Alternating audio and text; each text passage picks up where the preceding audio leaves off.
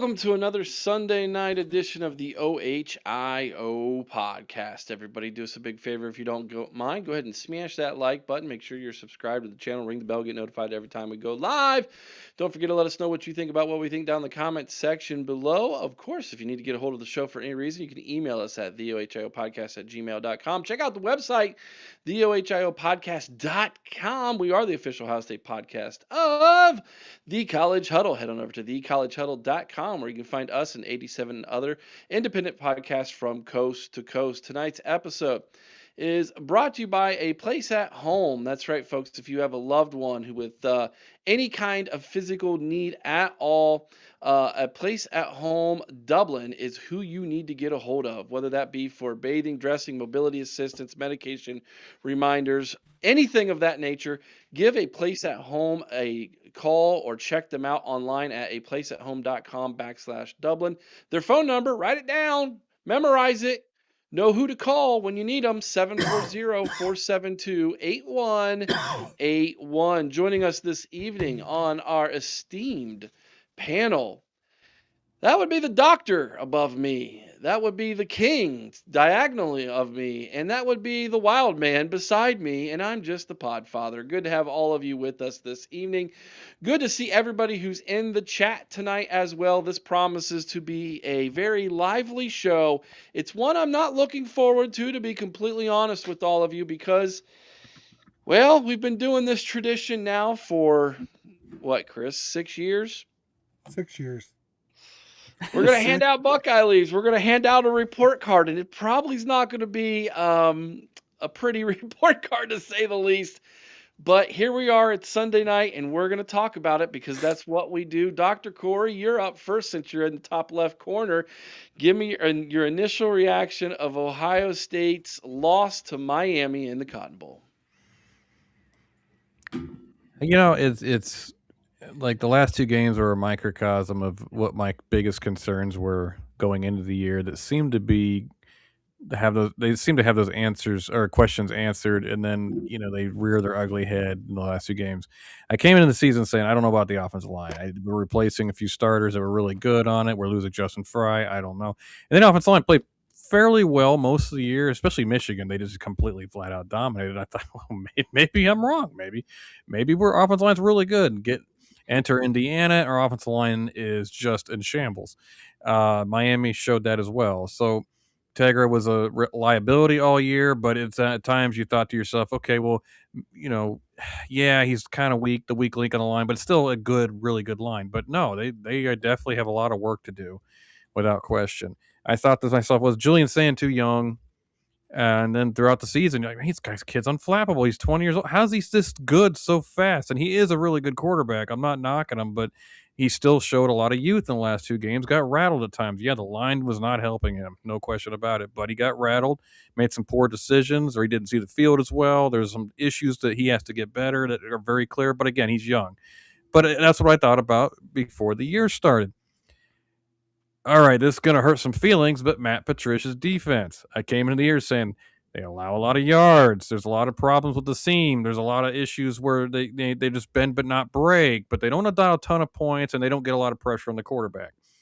But obviously, Matt Patricia's defense was suffocating and just destructive this whole year, and I thought, well, again, maybe I'm wrong. Last two games, that's kind of what we got. And people say, well, they only allowed 13 points to Indiana, and they only allowed technically 17 points to Miami. Yes, that's true. Again, they don't allow a lot of points, but they sometimes struggle to get out the field. They allow a lot of yards, and that last drive against Miami was just a backbreaker. And again, on third down, they weren't so great the last couple of games. So it's like, okay, Matt Patricia's defense was good, but it wasn't dominant in the last couple of games, which is what I thought it would be all year. So it stinks to go into the season with those expectations, thinking, okay, we're gonna have some things here we're not gonna like, and then all of a sudden they look like a dominant force all year long, and then the last two games, okay, really they weren't that dominant force, as we find out. They're a really good team, but not a great elite team. And right now, as we enter the off season, I'm not going to get too far into it because I know we're going to talk about tonight, but it's like, okay, are we going to be a dynasty, or are we teetering now on regressing a few levels? And we'll talk about that. But so there's a lot of question marks that just unfortunately reared their ugly heads in the last couple games of the season. Alex. Well, I've said this story before on the show. I'll say it again. After the 2024 Team Up North game, I left the shoe. I had a couple of souvenir cups with Ryan Day's face on it after the game. I found the nearest dumpster, threw him in there, spit at it, and said, "I hope he got fired." And then the next 4 games, he completely turned a corner, it seemed. And then for 12 more games this year, it seemed like, okay, this is the day we get from now on. This is great. Like, this guy's dialed in. He's learned every lesson that he's needed to learn. He's gonna take over college football now. And then the last 2 games, I've seen what is the true Ryan Day. He had us all fooled. I even made a whole apology with Eric on a. I rescind that apology because he had us all fooled. This is what Ryan Day is. He gets in his own way more than really any coach I think I've ever seen, and there's really no excuse for it when you look across the hall here and you see a guy in Curt Cignetti who took the biggest loser in college football history, and he's on the verge of winning a national championship there. And if he wins that national championship, I hate to tell you, folks, he immediately goes above Ryan Day in the pecking order of best coaches if he's not already.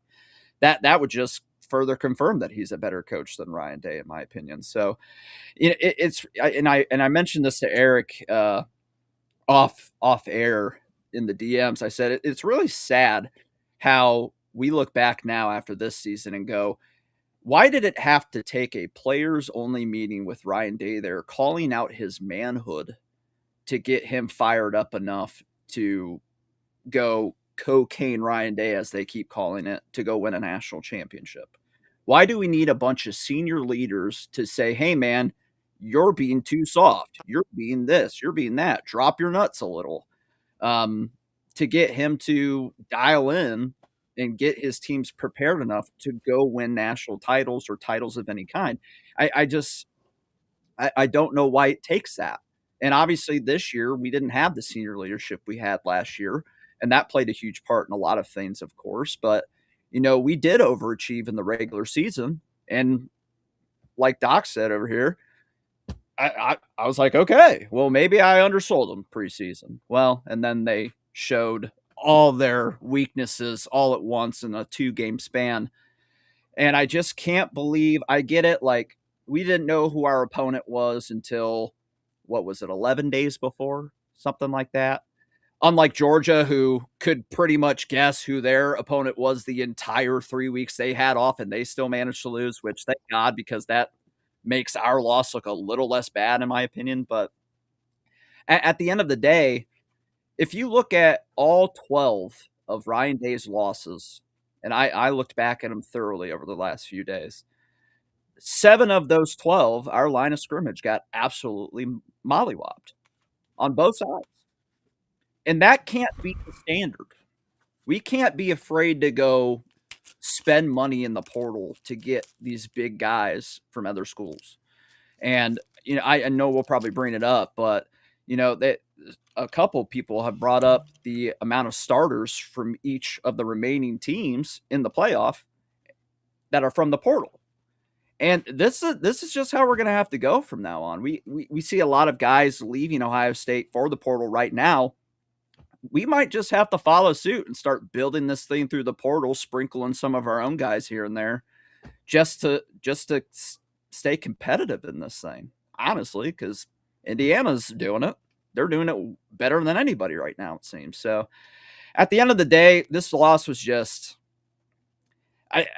after that pick six, I kind of saw it coming, and that was in the second quarter. So the fact that we made it close, and I was like, okay, maybe Day is finally learning how to run tempo, and then he goes away from it like he always does. He goes away from what works all the time.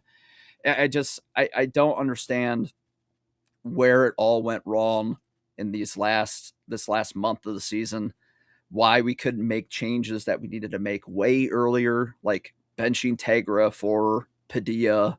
That should have been done by midseason at the very worst. And Jayden Feely, good God, thank God he's leaving Columbus, Ohio. Hopefully he doesn't try to sell real estate there like every other kicker that doesn't make it in the league, because I don't know who will buy a house from him after all those missed kicks. So I just it's a very, very sad loss. Yeah, they're like, look at that.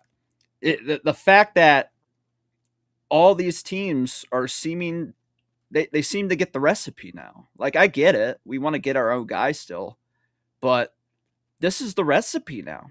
This is what it is. If you want to stay relevant, you go get the best players out of the portal from other schools and you stay at the top. And Indiana might end up running this conference, boys, if they keep doing it and keep doing it the right way.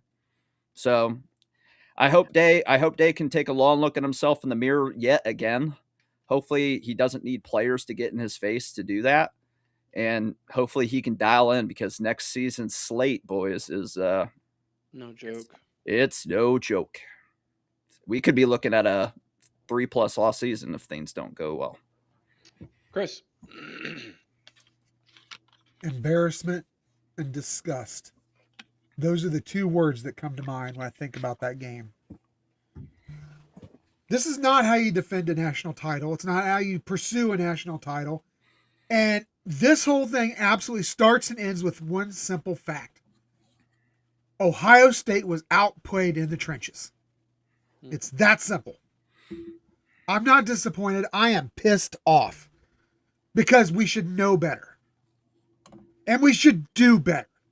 This game wasn't close. Yeah, we were at 17-14 at one point, but this game was not close.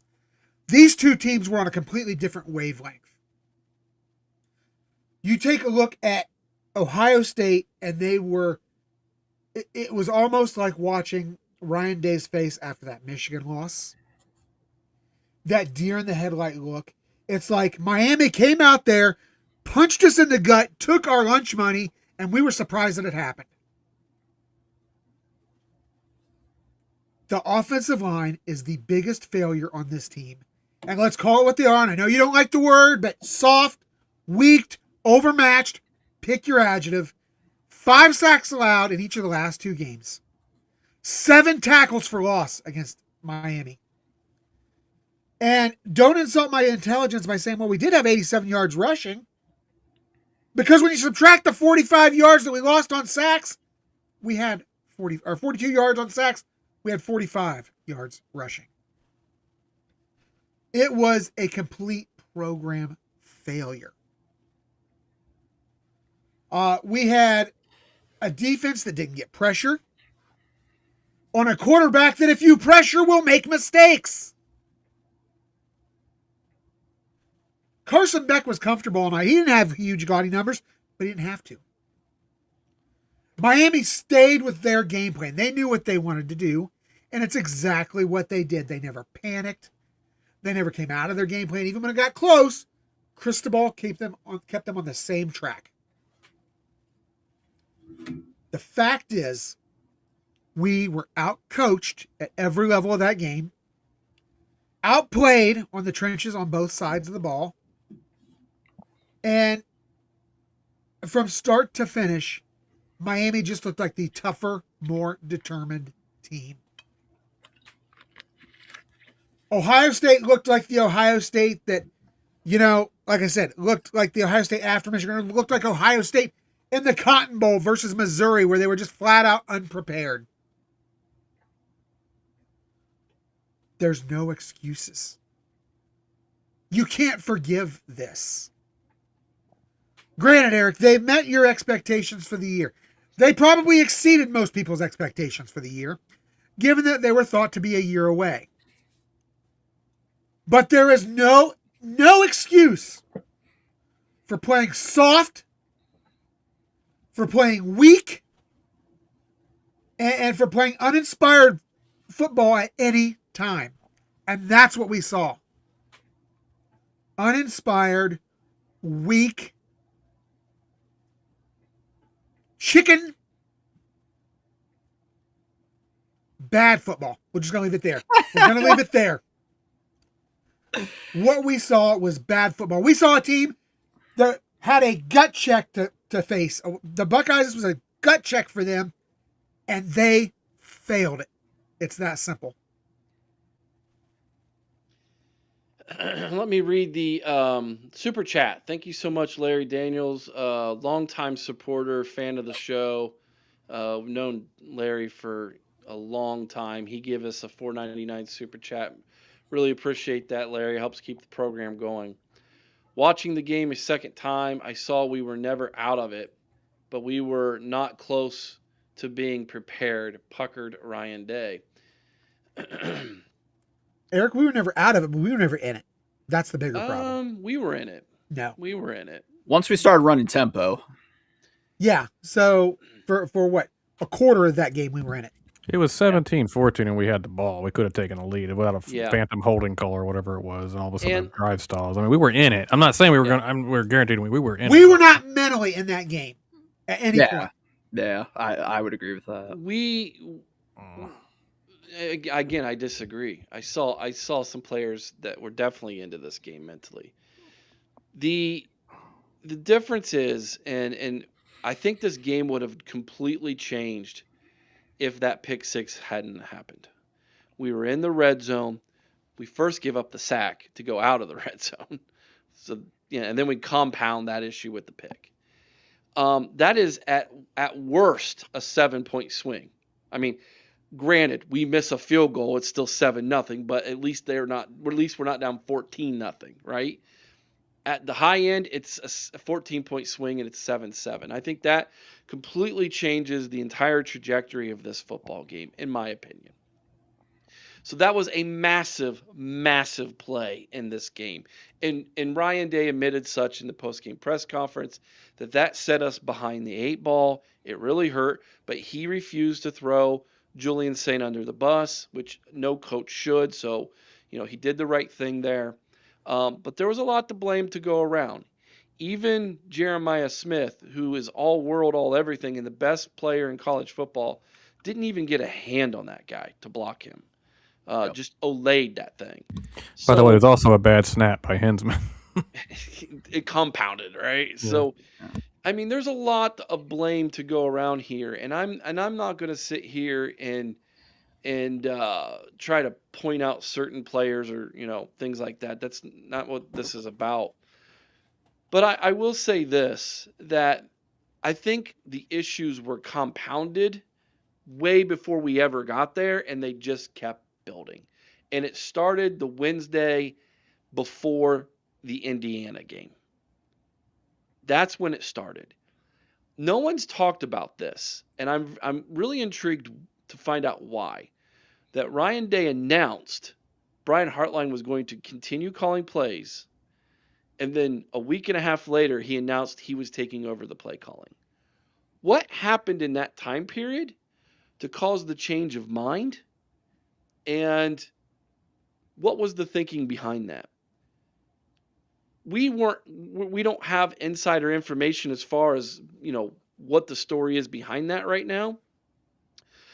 But I would love to know what the thinking process there was and how that affected this team.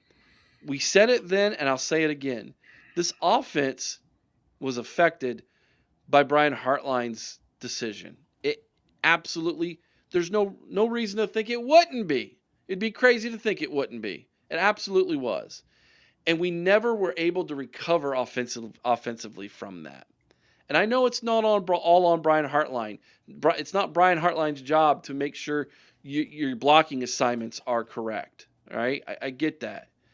But I felt like dominoes. And sometimes when you lose momentum in sports, it's really hard to get it back. I've been on a losing streak before. I know what that's like. It feels like the worst team in the league is the freaking Celtics that you're playing against when you're on a losing streak, because nothing is going your way. The ball isn't bouncing your way. And as I look back on that game, that is what it felt like to me, is nothing was bouncing Ohio State's way from that moment on in the season. And I have to ask the question, did we become complacent because we finally got the Michigan monkey off our back? It's possible, but my rebuttal to all that would be, look at what Ole Miss is doing. They might not even have more of their coaches this next game besides their offensive coordinator, and they handled it just fine. And I've seen a lot of people, Buckeye fans, blame the 3 weeks off. I don't like it either, but Indiana handled it just fine. And to your point, Alex, because that's a very good point, that's just something else Kurt Cignetti has done no one else has done in college football history. Yeah, 1 and He 7. actually has won the second round playoff game after a bye. No one else has. It's 1 and 7. He's the one person who did it, and boy, howdy, did he do it in an emphatic way. He's He got the recipe. out-Bama'd Bama. He's got the recipe on it all. He's got the recipe. Ryan Day needs the recipe. So there we go. We are 24 minutes in. This is going to be that kind of show, folks. Just buckle up. All right, Corey, here we go, man. Let's hand out some some letter grades. This is going to be tough, guys. I get it. Let's start with the offense first. 287 passing yards, 45 rushing yards, like Chris pointed out. That's a total of 332 yards of offense. 5.6 yards per play, 18 first downs, 3 of 10 on third down. There's your football game. Fourth down efficiency, 1 of 1. Time of possession, 26 minutes and 40 seconds. 2 turnovers. That's also your football game. Corey, your offensive letter grade. C-. Wasn't very good. Julian, between the offensive line not holding up very well, to Julian Sand missing a lot on the field, quite frankly. Not even just one play, but a lot. Tate was kind of non-existent in the game. Jeremiah Smith was the one bright, shining spot. C.J. Donaldson provided a spark, ironically, off the bench a little bit. But Ian Moore was good as a backup when he came in for injured Austin, which I think bodes well for his future. But just the play calling was uninspired. When they went tempo, it worked. When they got a little bit more urgency, it worked. And then they got away from it. It doesn't make a whole lot of sense. And then, of course, 17-14 with a chance to take the lead, couple bad plays, and I mean maybe a phantom call. I don't know who they're really trying to call it on, Carson or Phillip. Phillip didn't hold him, but I don't know about the Carson one. And then of course what happens is they're 2nd and 20, might as well punt at that point. And so C-. They weren't very good. The run game couldn't get going, and pass game was iffy at best. Alex, you're next. We'll just go around clockwise. Okay. In 94 games that Ryan Day has coached, we've scored under 30 points in 25 of them, and 10 of them have been losses. Now, we've scored under 20 points in 6 of those games, and we lost 4 of them. I bring that up to say that there is never an excuse for this offense to not score more than 20 points in a game.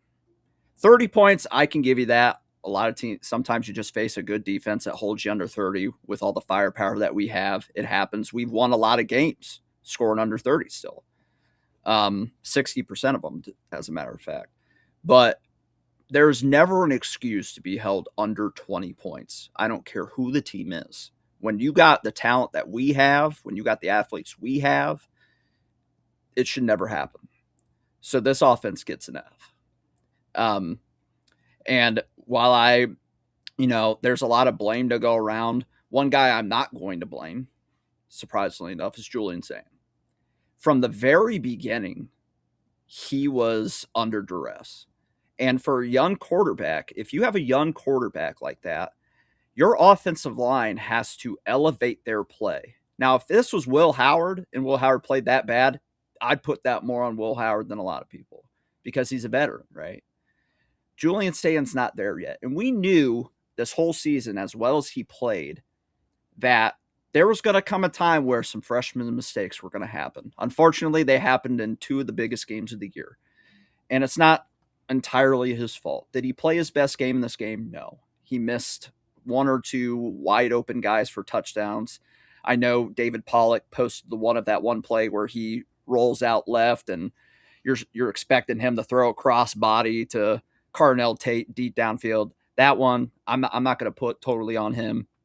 But there was a couple other ones he should have had in this game. But when you right from the jump are getting absolutely slaughtered by the opposing defensive line and you're a young quarterback, yeah, your confidence is going to be shaken.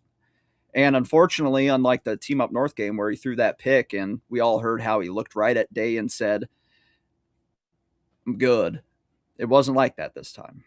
because I think it has a lot to do with the fact the last game he played was a loss and it was pretty rough on him. So he's got to elevate his play a lot this offseason. I know a lot of people, Buckeye fans, are calling him Kyle McCord 2.0. I think that is absolutely asinine. I got ridiculed for calling him closer to CJ Stroud than Kyle McCord. I don't know how you can make that comparison, especially when from game one in 2023, Kyle McCord played scared, and you could tell every game he was playing scared. So I think Julian will learn a lot from this, but we really have to hit the portal for some O-line, and we can't whiff this time because last portal class was pretty much all whiffs outside of maybe Max Clare. So the offense gets an absolute F. There's zero excuse to score under 20 points when you're Ohio State. Chris. Muted. I want a D+, and I may be too generous. 287 passing yards, but we were completely one-dimensional. The first half. Let's talk about that first quarter. Does anybody remember how many yards we had in the first quarter of that game? It was in the teens, wasn't it? 9. Okay, close. We had 9 total yards in the Single first quarter. digits. That is an embarrassment. Ryan Day, since becoming a head coach, when he has the play sheet in his hand, no one does less with more than Ryan Day. It was pathetic. In the last 2 games, specifically this one, 5 sacks, 2 interceptions. And again, I'm with Alex. I'm not putting those solely on Julian Sayin, not one bit. He was running for his life. The offensive line is so bad. Oh my God, Eric. You and I were so wrong about that offensive line at the beginning of this year. We weren't. I don't know what happened between the first 12 games and the last 2 with that offensive line, because that offensive line against Michigan dominated that game. But the thing is, maybe Michigan just wasn't as good as we thought they were. Well, they weren't as good as they were in the past, but it's not like Michigan's defensive line is talentless, dude. You could even go back and look. We had 4 games on our schedule that people would say were probably against upper echelon teams. Okay. Texas, Indiana, Miami. Lost that one. And Michigan. You're not putting Illinois or... No, I'm not. Penn State was supposed to be, but they fell off a cliff. Well, yeah, but again, you look at what they were. True. The fact is, in those 4 games, in 3 of those 4, and yes, we won Texas, but in 3 of those 4 games, the line was dominated. What was the other one that you thought we were dominated in? I don't think we played well against Texas on the line. We weren't dominated, though. I hate how a lot of people are lumping that in with the last 2 games and how we only scored 14 points. Anybody who watches that game could see we were in control pretty much from start to finish. You know what, though? The line play was not exceptional. It wasn't great. But it was the first game of the season, too. So I can't really judge anything off of that. But if I look at those games against the 3 best opponents we had, the line play has not been great in any of those games. It's fair. And the last 2, they absolutely sucked. Yeah, this offense has problems. And it's mainly the 5 guys standing in front of the quarterback. Interesting comment from B3 Murr. 2-6 in the postseason with Ryan Day as a play caller. 4-0 with an experienced play caller. Correct. OC. Interesting. Which is nuts because when he was just our OC, he was great. Yeah, there was only a couple games where you looked at it and you're like, oh, that sucked. The rest were just lethal. I remember like that Team Up North game, 2018. I remember Corey calling him the Rosy Cheek Assassin back in the day. There's a blast from the past. Yeah, and then before the Miami game, I was on here saying, head coach play caller Ryan Day scares me. And he should have, clearly. He did great in that Georgia game. He just didn't win it. Why do you think that is? Is it just too much? Because he can't walk and chew gum at the same time. It's just too much.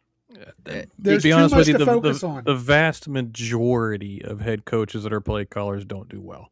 Correct. The vast majority. I mean, there's a couple. Andy Reid's like one of the exceptions, but you know.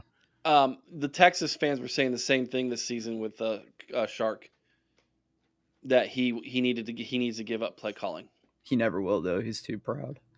But I agree. I think it's just because he can't handle both at the same time. I've heard a lot of people say that Ryan Day's a big credit guy, and it's like, you know, if he does something like that and he ends up doing good, like he wants the credit for that. But like you notice how the Indiana game, he was quick to be like, well, you know, Brian Hartline, he was calling plays for this one. You know, just I don't know, I've seen Ryan Day take the blame for a lot of things in the past. Yeah. I don't know. I think he has an ego to him, and I think everybody has an ego to him in football. I think he just gets in his own way. I think that's really what it comes down to. Is he gets in his own way of having better success. And another $4.99 super chat from Larry Daniels. Thank you, buddy. Is there a game in Ryan Day's tenure where we were underdogs and Ryan outcoached the opponents and we won the game? We're rarely underdogs. So yeah.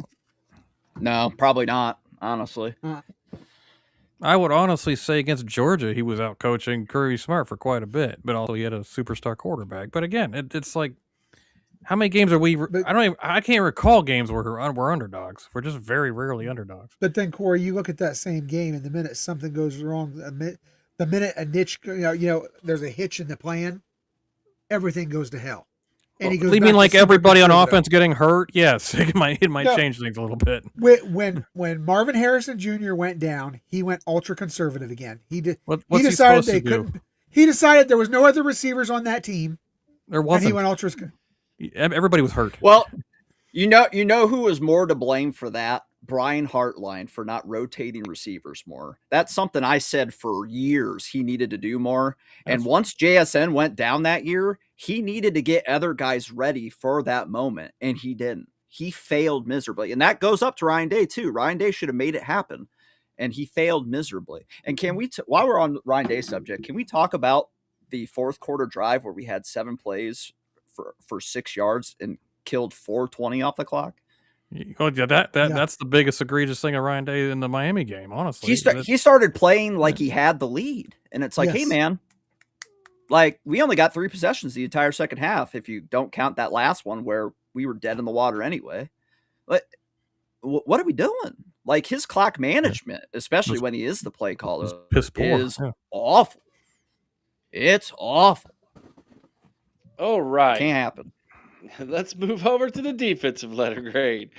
Passing yards allowed 138, rushing yards allowed 153 for a total of 291. That's 4.6 yards per play. If you're keeping track at home, only the rushing yards from Miami were better than Ohio State's offensive stats. Just saying. First downs allowed 18, third down efficiency. Here's where they got us: 7 of 14, none bigger than that last drive. Fourth down efficiency, 1 of 1. Time on field, 33 minutes and 20 seconds, and there was 1 turnover. Corey, your defensive letter grade? C-. I'm actually more disappointed with the defense than I am the offense as a whole. As much as I can't stand, much as I agree with Chris on the offensive line. I did say the offensive line on Twitter. I said this on Twitter. It's the number 1 issue with the team, and I still believe that. But I'm more disappointed in the defense because I got a lot to say here, actually. I'm just going to say it. Arvell Reese, where you been in 2 months? Where the heck have you been? Mr. Top pick in the draft, where you been? You can't get any pressure on the quarterback, Harley. You got to think got pressure one time, I recall off my top of my head. Doesn't make any impact on the run game. I don't know where you been. It's like a total different chapter from the first half of the season. Caleb Downs, God bless you, dude. You deserve better. You played an amazing game. I love you, Caleb. I hate that you're leaving, but you should go pro and go make a ton of money and go be an all-pro over here. No pass rush whatsoever.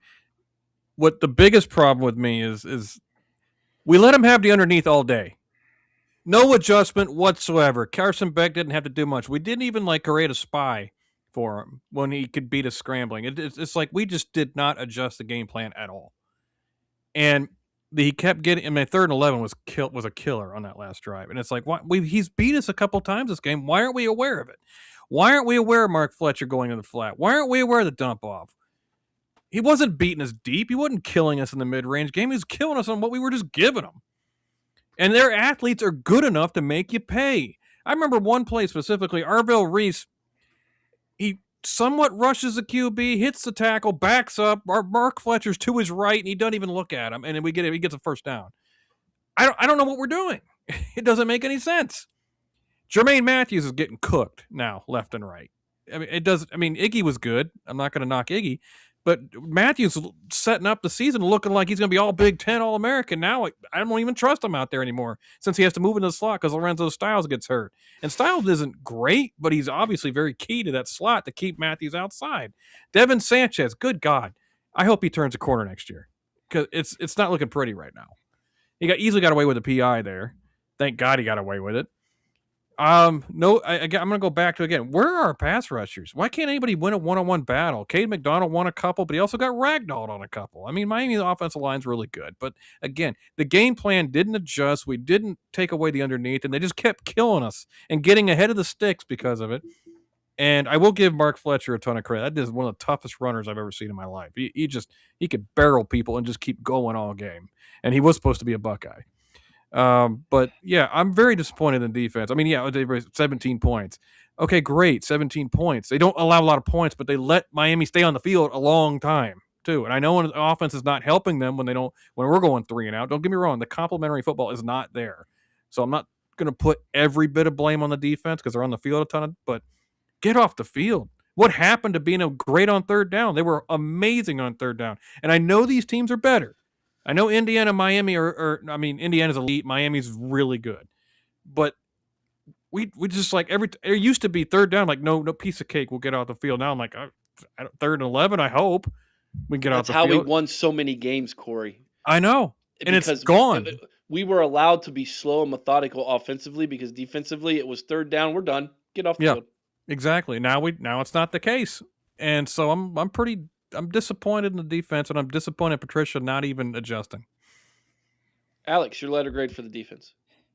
Yeah, they picked a bad day to have their worst game of the year for sure. And I think you look at how the games towards the end of the season went, where a lot of the points were being given up by our second string, right? This was the most points that our starting defense gave up by a lot, if you really think about it. But I'll echo Corey, C- for me. I didn't understand giving up like 8 to 10 yards of cushion in our secondary. If you force Carson Beck to go deep, 9 times out of 10, we can make a play on that. You know what I mean? But obviously the biggest issue is that defensive line. And this is why Buckeye Nation continues to go back and forth on Larry Johnson. It's like, should he go? Should he stay? It just seems like his units anymore, especially in big games, just don't seem to do anything. Don't seem to take over a game. Like, we should have a defensive line like Miami does. And I remember the rumors like last offseason or something where we were talking about maybe we could go poach Jason Taylor from Miami. God, I love him.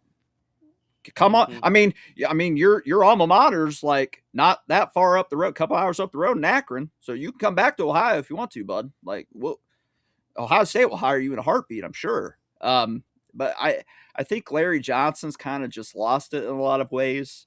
We'll see how long he's around. You know, I'm sure he'll do something next year that gets me reeled right back in. But it's just, I don't know. And like you said, Arvell Reese, you know, that was a guy I was high on preseason. That's a guy who was making me look like a genius. That he just disappeared. I hope he comes back because I think he needs to. I think he needs the extra development, to be honest with you. But I mean, his draft stock might be too high to ignore to come back. So I don't know. If Ohio State's willing to spend the money to get Caleb Downs and guys like that back, by all means, get them back in, reeled back in. Because I mean, you can make more money at Ohio State than you can your rookie contract if you're willing to pay enough. So maybe we could lure some guys back in. I hope, but That's just a bad way to end the year defensively with as generational as this defense was playing up until that point. So C- for me. Hey, Tim, Before I just want Chris, to point out Corey, Chase go ahead. Young was 6 years ago. So Yeah. Did he Yeah, he finish? He was. finished with 10 sacks this season too, if I'm not mistaken, didn't he? yeah, Chase Look- Young had a nice bounce back year. To his credit, I'm happy for him. But I mean, we're Thank talking about we God. can't have Bosa's and Chase Young every year. Well, can we have? I mean, that was 6 years ago, man. I mean, we haven't had like dominant pass rush in 6 years. And by the way, our players need media trained immediately. I'm so sick of hearing after the Team Up North game, oh, well, it was cold. I'm sick of hearing Caden Curry go, oh, well, if we played this game 10 times, Yeah, that we win was at 9. oh, Like, shut oh. up. Just take the L and walk away. That gets just regurgitated through the media, makes us look softer. I'm so sick of being referred to as soft. Can you remember one time in the Tressel or Urban era where we were called soft? I can't. Even when we lost big, like 31-0, nobody was calling us soft. They just called us overrated. I'm used to that. I Well, I hate think being it's called soft. That's a different era when social media wasn't nearly like it is now, too, number one. And I think sometimes when labels get placed, they get stuck there, and it's hard to remove them, especially if they know it bugs you. So that's one of the reasons We why. could remove it if we didn't look the part. True. All right, Chris, your defensive letter grade, brother. Again, I'm going to be generous and I'm going to go with C-. This defense was not good. And let's talk about the pressure a second. These guys have already touched on it. Guys, it's not a lack of talent. That's the thing. It's not a lack of talent, whether it's bad scheming, whether it is just not getting guys, good reps during their sophomore and freshman year so that they can actually be ready to play as juniors. Maybe that's part of the problem. I don't know. But there is an issue with the development along that defensive end position right now.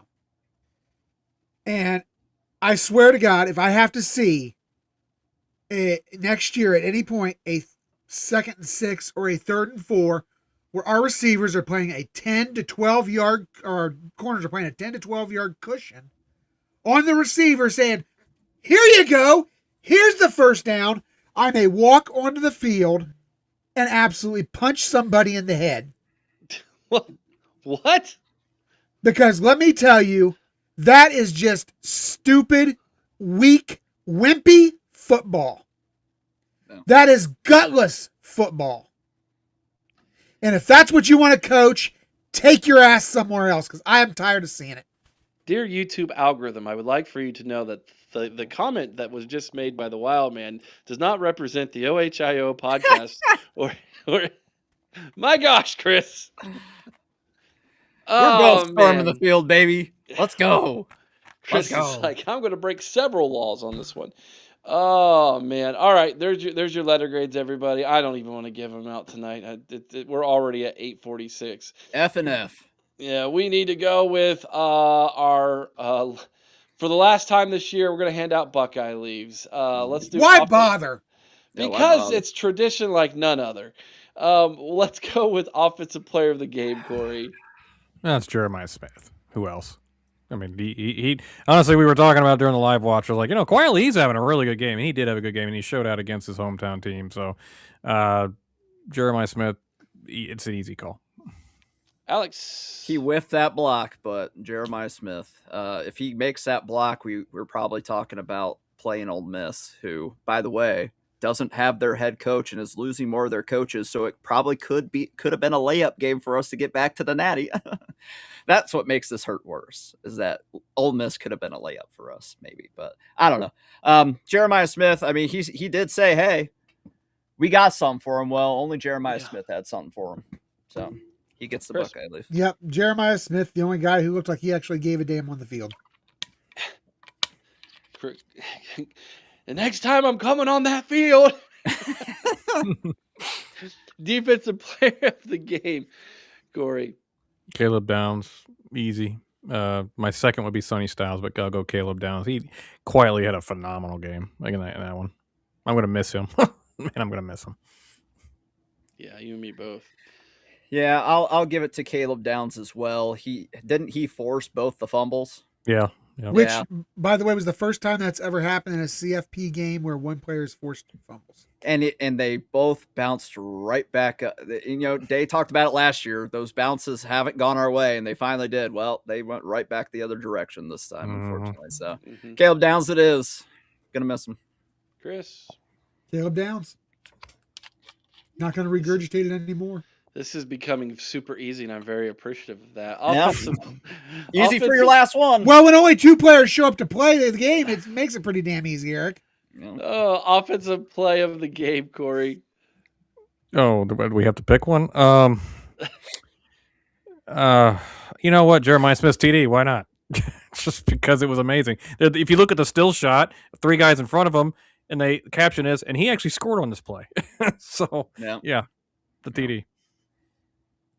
I'll go with the same play. I really can't think of anything else that stands out to me. I mean, he did have a nice long catch before we handed the ball to the other team, of course. But, he's the only one that came to play.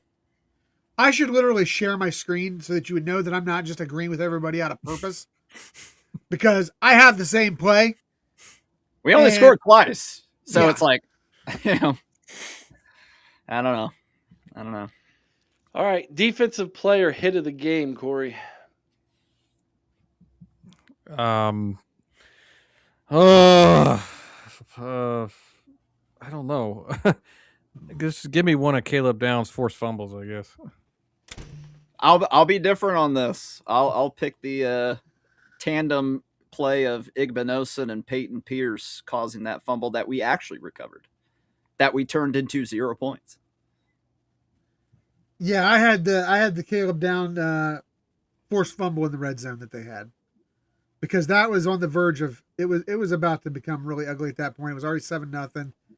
It was going to go to 14-0 even before the stinking pick 6 at that point. So that was a big one.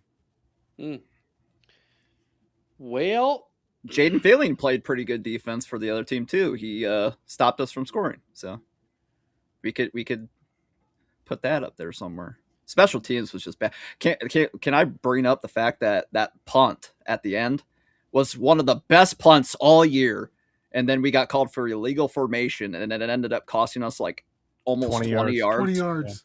Yeah. Actually, the punter did not play bad. He had a 44 average. So he wasn't Finally, he horrible. had a great game, and then boy, on a drive we needed them to be pinned back. I actually brought that up in my good, bad, and ugly video the next day, that the special teams has become ugly. At this point, it's become one of Ryan Day's Achilles heels. I can't say that properly. There's no reason why at Ohio State special teams shouldn't be a weapon. It was for Urban Meyer. It was for Jim Tressel. And Ryan Day's unwillingness to make that an important part of his job has been a failure. It has been a failure. If going 2-5 in games where Jaden Fielding missed a kick, and watching that Ole Miss kicker clutch up like he did isn't a willingness to change, if you're Ryan Day seeing that, he'll just continue to lose those games, and we'll continue to have the same conversation every year. So he's got plenty of learning experience. That had to be the easiest good, bad, and ugly video you ever made, Eric, because it was simple. Good Miami, bad Ohio State, ugly Ohio State trench play. That had to be the easiest video you ever made. And special teams. There was a lot to point out in that game, no doubt. No doubt. The wild man's on-field violence. RDCB, you are the greatest thing of all time. Okay, we finally made it through the Miami game. Before we turn the page, finally, and I don't want to talk about this game anymore, man. I really don't. We've talked about it since then. I hated the fact that we had to wait all the way till tonight to do this because I wanted to get this over. Any last thoughts, anything else before we officially, as a podcast, turn the page and we no longer bring it up? Yes, Chris. Please, Ohio State fans, stop playing into this stereotype. for the love of God, stop crying about the officiating. Oh, God. Because it wasn't that bad. The officials did not lose this game for Ohio State, just like they did not lose the Indiana game for Ohio State. Now, granted, the officiating was worse in Indiana, but they did not lose it. You do not put yourself in a position to let the officials affect the game. Yeah. What lost this was for Ohio State was stubbornness, bad play calling, and weak offensive and defensive line play. Cut and dry. That's simple. Live with it. Own it. Anyone else?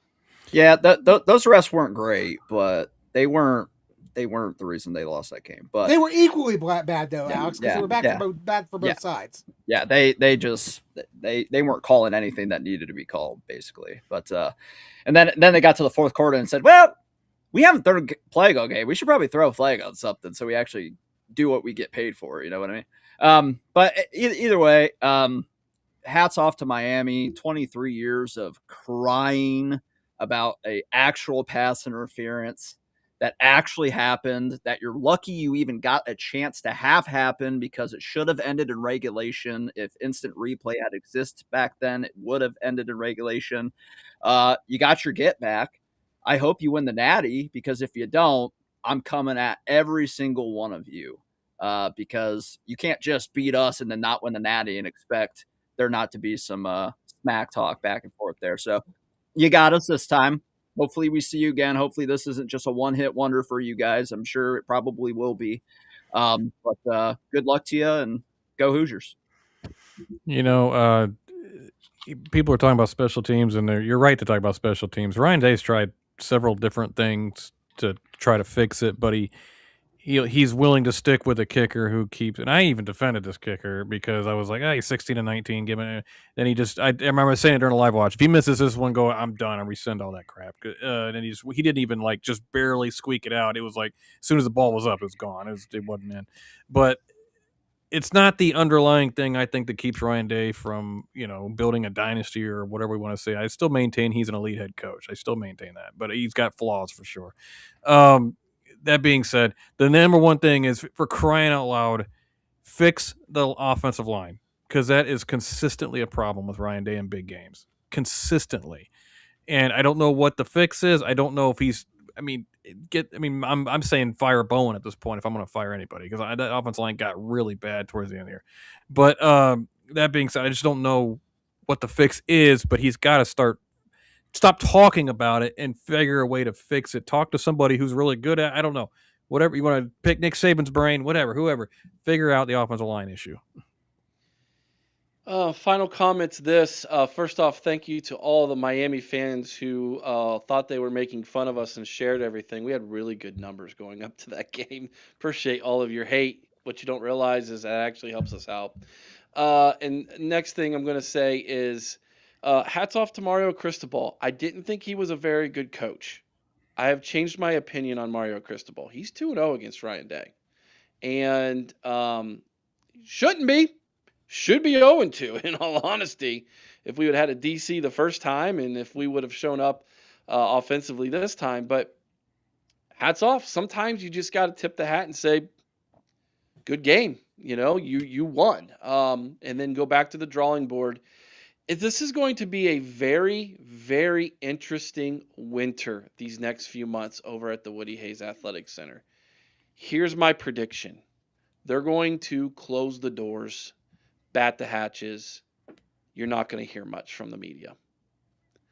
I do not anticipate Ryan Day and this coaching staff doing a whole lot of press conferences and being cheerful and all of those things. I think that there's going to be a coming to Jesus perspective with Ryan Day and this coaching staff. That would be my expectations. Let me clarify that. That should be what happens. And those should be what this coaching staff does. Now, you can still keep all of the things that you love about your culture and about mental health and everything like that. You keep doing all those things. That's fine. Let's not talk about it. Let's shut the doors and let's get down to business, right? We need to be about that business now. And that means that you gotta get serious with yourself. Who wants this? Who really wants this? I think they thought they wanted it, a lot of those players. But when it came right down to it, it sure seemed like Miami wanted it more and Indiana wanted it more, didn't it? I tell you what, Eric, Sean just pointed it out. We better find an OC. We don't got room for one on staff right now. But if we hire from within, I'm telling you right now, 2026 is going to be a rough year. You're going to see Alex and Chris running onto the field. It's going to be a rough year in Columbus, Ohio with that schedule if we hire from within for OC. And Eric, you said something about you can keep your culture, you can keep this, you can keep that, keep everything behind closed doors. Can I just tell you my biggest fear is what made this culture now resides in Florida? Brian Hartline? He's part of it. But let's face it, he was the original Buckeye on this staff with Ryan Day. And I'm willing to give Tyler Bowen a little more leash because he recruits way better than Fry did. So let's see if he can develop as like the next year goes by. And I think what will really help that is if we go absolutely ballistic in the portal and just get an entire new offensive line. That's how you're going to have to build offensive lines from now on in college football, mostly through the portal. And we can't keep mis-evaling. We can't keep looking at Ethan Onyanwa and he just not pan out. Like, we got to nail it. We got to nail this portal. That hurt. That hurt big time. Yeah. Big time.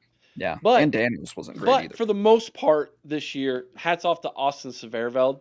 Had a great year for the most part. I know there were some moments, but he was, I think, our most consistent offensive lineman this year. The left side of the line did well this year. They did. Could they have done a little better in run blocking? Yeah, but I don't know why we didn't run the left side of the line. I felt like we were running the right side more than we were the left this year, but I don't know. All right, guys, it's 9:00. Let's take a breath here. We were going to talk about the portal. I think I might change course here for just a second. So let me get my thoughts here, and let's go with I know, Corey. Let's go with a quick commercial. We'll be right back. We have new merch just in time for the most wonderful time of the year. Get your OHIO podcast t-shirts, hoodies, and hats, and more thanks to our partnership with King Kong Bart and his printing company in Bucyrus, Ohio. That's right.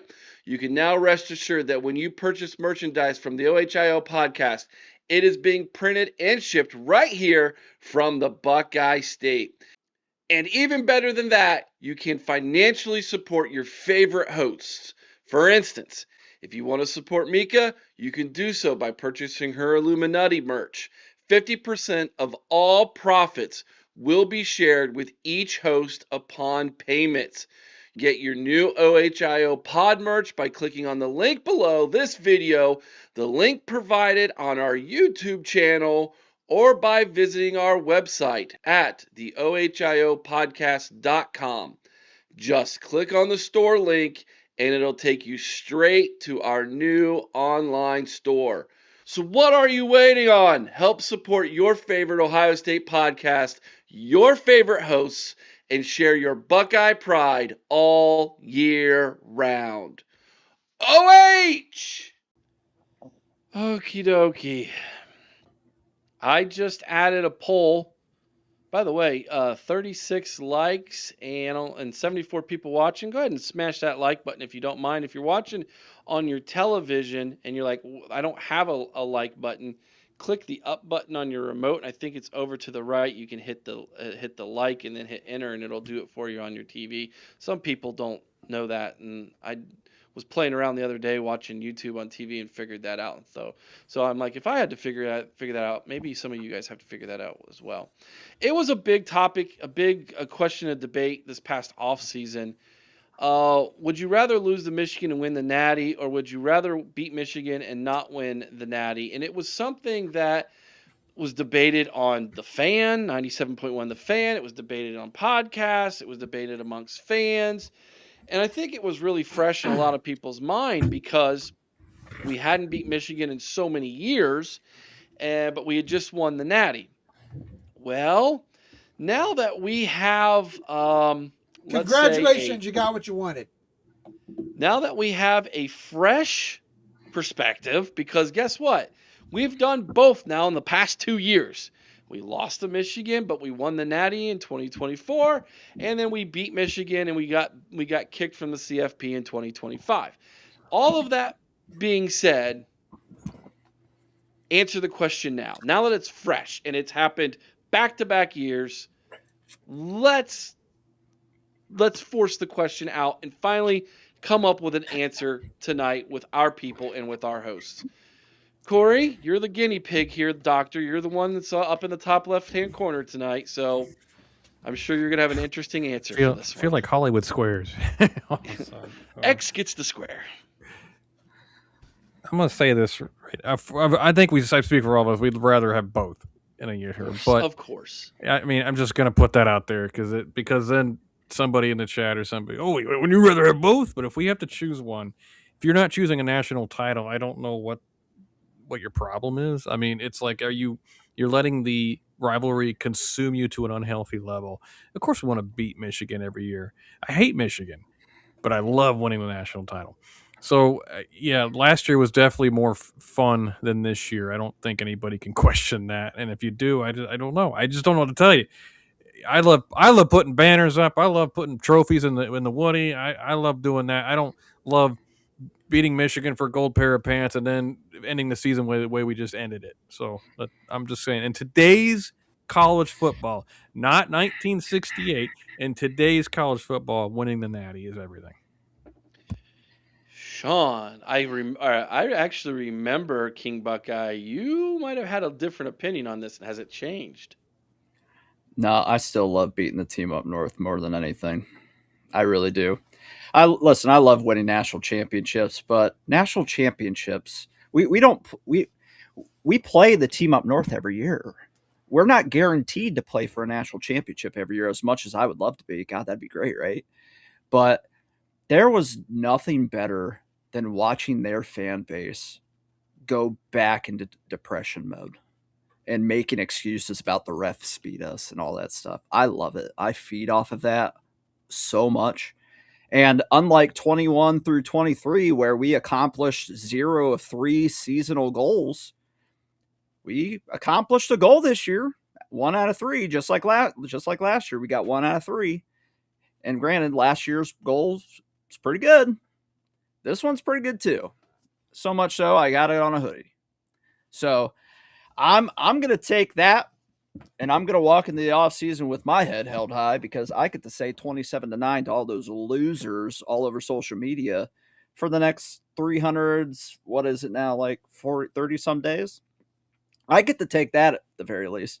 They don't even make the playoffs, so I get to rub that in their face too. And if Indiana wins the national championship, that's honestly, I wanted to be the first 16-0 team, but if Indiana does it, that's icing on the cake, because then they're 15-0. Oh, we're the last real champions. Goes right out the window. They get that taken from them too, because 16-0 is better than 15-0, and they had to do it in a much harder way with a lot less talent than any of the other teams. So, and I don't know any Indiana fans really to have to hear them talk crap, so it'll be fine by me. So I don't know. I just love beating the team up north. But yeah, I'd love both. But hey, I'm a different breed, I guess. I don't know. Well, let me enlighten you first of all. Indiana fans are just as bad, if not worse, than Michigan fans. Yeah, man. They've only been relevant for a couple years, so I'll give them grace. Doesn't matter. They think they've been relevant since the creation. I do not change my stance I've had on this all along. Yes, it's always nice when you can beat Michigan, but I'm with Corey. In today's game, it doesn't matter anymore. It's not the game anymore, Alex. I'm sorry, it's not the game anymore. That's loser talk. It's a game. Loser talk. In the grand scheme of things, it is a game. And you know what? I would rather have bragging rights over 136 teams in college football, 135 teams in college football, than have bragging rights over one. I'm sorry, that national championship trophy we got last year has a big old blemish on it forever. I see, and I don't see it that way. I do. So you're telling me that anytime that any team in the NFL suffers a loss, that their title totally doesn't different. matter. No, it isn't different anymore. And that's yes, it is. Yes, no, it is. Alex, it is not different anymore. Nope. The college football is NFL light at this point. Nope. Absolutely 100%. It is. We have free agency. We've got agents. We got all the same things rivalries that the NFL has. And the fact is, right now, fake rivalries. The NFL has fake rivalries. This isn't a fake rivalry anymore. And it has been since Harbaugh polluted the damn thing. And that's not on us. It's a joke. That's not on us. We're the ones that have kept. But you're grasping onto the past, man. Move into the today. It will always matter. And it matters more today. Every game matters. It matters. Every game matters. That one matters more. Why? Because it's the game. No, it's not. It's not the game anymore. Oh, I'm hearing Chris twice. Why am I hearing Chris twice? Anyway, the NFL, you want to compare it to the NFL, but the NFL, they have rivalries, but they're whatever in the NFL. You can lose 7 games and make the playoffs in the NFL. And you can lose 3 in college and make it. Well, that's only if you're Alabama. We both know that. They shouldn't have been in, and that shows. But this is the greatest rivalry in all of sport. And you could argue that, Harbaugh tainted it, but you could also argue that just made the rivalry that much more important because remember how we felt watching our players sit upon with our fans, looking down on them. That was like watching some real, I'm not even going to say the word, but you know what I'm alluding to. That was better than watching that. That was better watching that. It was great, Alex. And it would have been better winning the national championship on January. Sure would have. Sure, and maybe we blew our entire you-know-what on that one game. Maybe we absolutely did. But if that gets the monkey off his back for that game from now on, and we could just continue to win that and then eventually turn it into winning another national championship. And by the way, this was a throwaway year.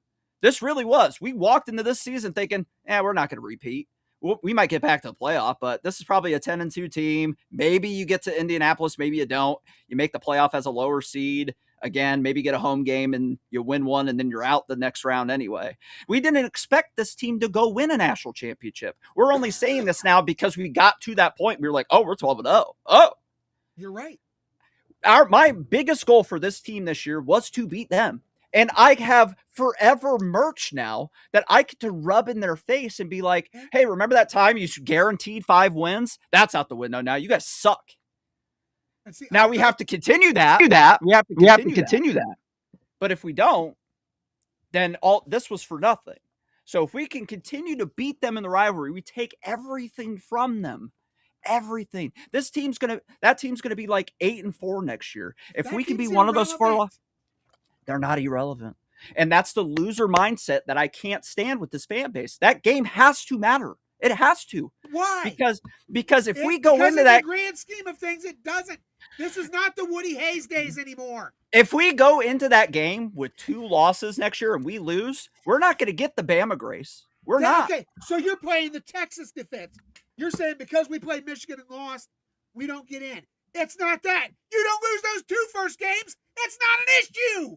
You don't lose to the team up north when they're clearly worse than you, and that won't be an issue either. Just like last year. And we honestly, I said last year after we lost that game, we don't belong in the playoffs. I hope they leave us out because we sucked. We didn't deserve that. And then we made it into something. Thank God. Thank God our players deserve that. Our players had the balls to say, hey, Ryan, you're being a bit of a wuss. Stop it. And it worked. So that game means everything. It does. It always will. And it means now more than ever. It means now more than ever. And I will never agree the opposite. It means everything. And it has to for the future success of Ohio State football. It has to mean everything. Michigan could leave the conference. We could never play them again. It wouldn't matter. It would royally chap my you-know-what. It would chap my in there as a new because I want to be alive when we take the lead in this rivalry. I want to be alive. Notre Dame in there as a new rival. You could have a million new rivals that would be better rivals at this point. That didn't disgrace the game. I get your whole point. I do. They did disgrace the rivalry, but it still means a lot. It means a lot. It's great to win. And it has to. I agree that it's great to win. It has to. But if you're giving me the choice between the two, I'm taking the national title every time. I get it. I want national titles every year too, but I'm realistic and know that we aren't going to win them every year. I wasn't even sold really after the Team Up North game that we would actually go on a run again to win it this time. There was a part of me that was like, God, that just seems too good to be true. Just really does.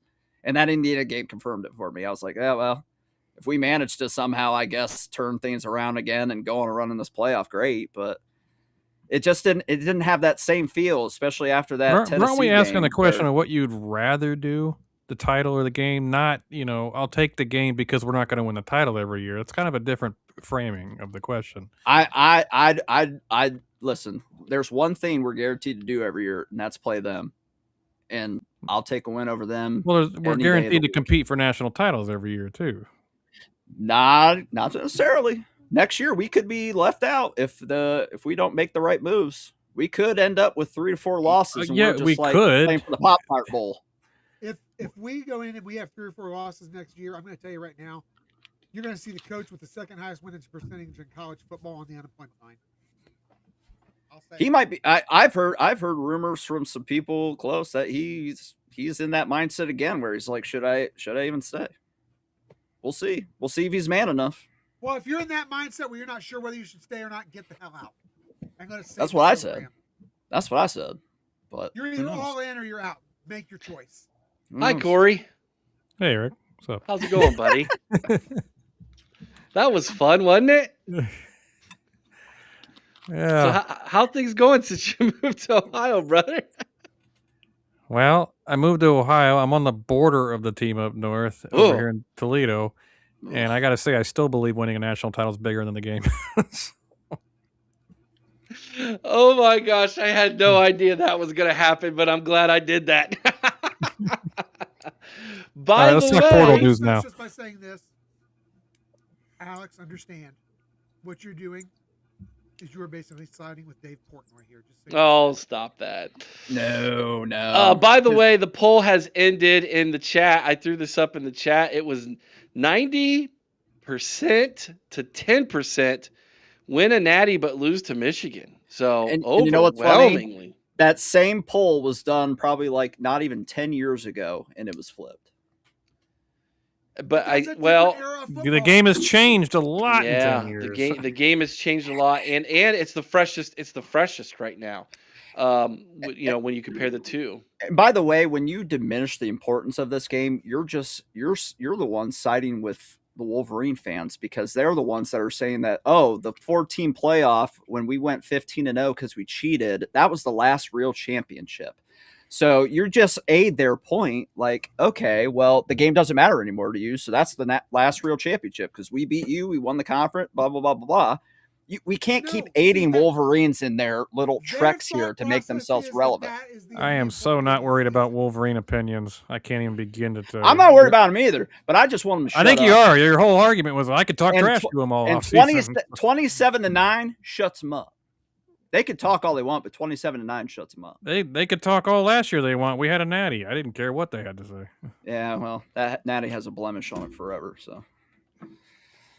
Well, I'm still celebrating the heck out of it. I know that.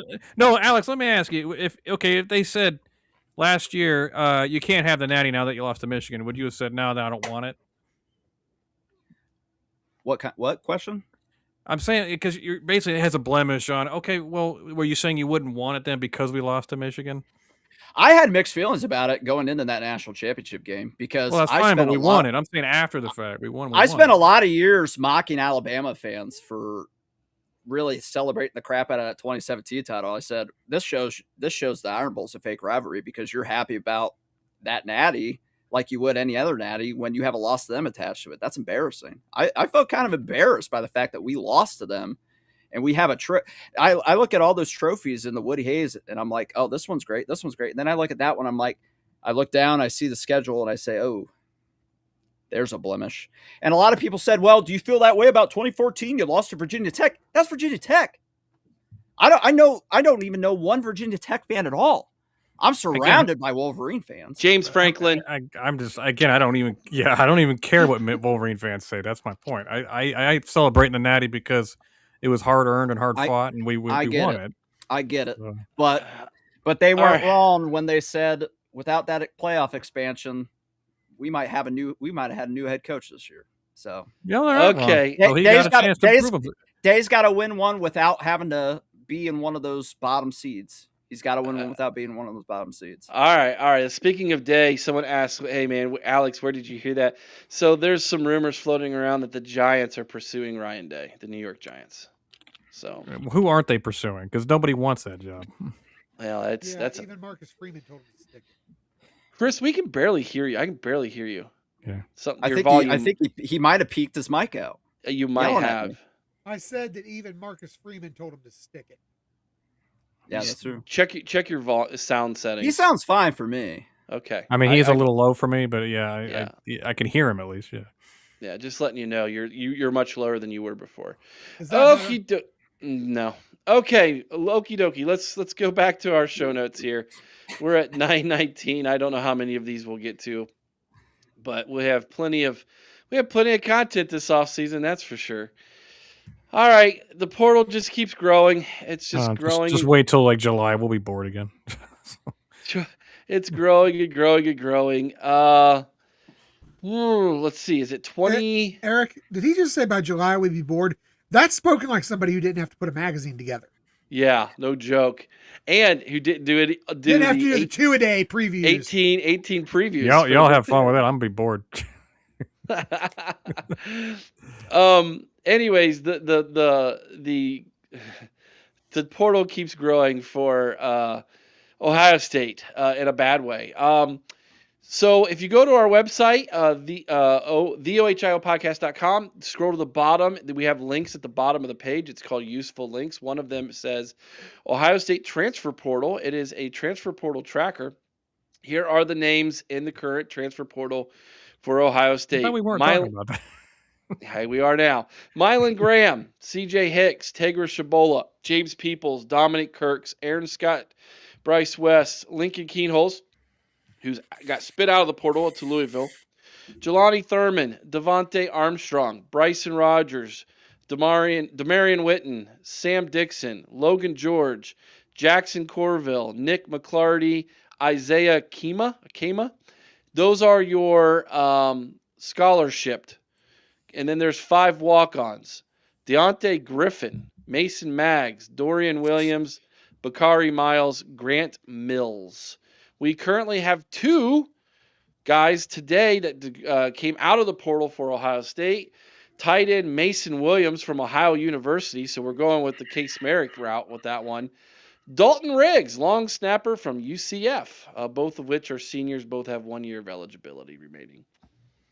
Corey, which portal exit hurts the worst in your opinion? Clearly Tegra. I thought you would say that. You know me too well, Eric. No, I'd say Aaron Scott, Bryce West, pick one. Because I think our corner room's kind of getting a little bit weak at the moment. Obviously, Iggy's gone. Matthews is probably back. Then you got, of course, Devin Sanchez. Then you got guys you don't know extremely well. So I thought Aaron Scott and Bryce West would just kind of step right in and be those guys that we need next year, but they're gone, or at least they're allegedly going to be gone. Who knows if they get back in or not? I don't know. Those guys, to me, hurt the worst. The rest of them, I wish Lincoln the absolute best, and I hope he's a starter at Louisville and does a great job. I mean, I love the guy. But he wasn't going to be. He has to go play. You know, it is what it is. So, I'm trying to think along those lines.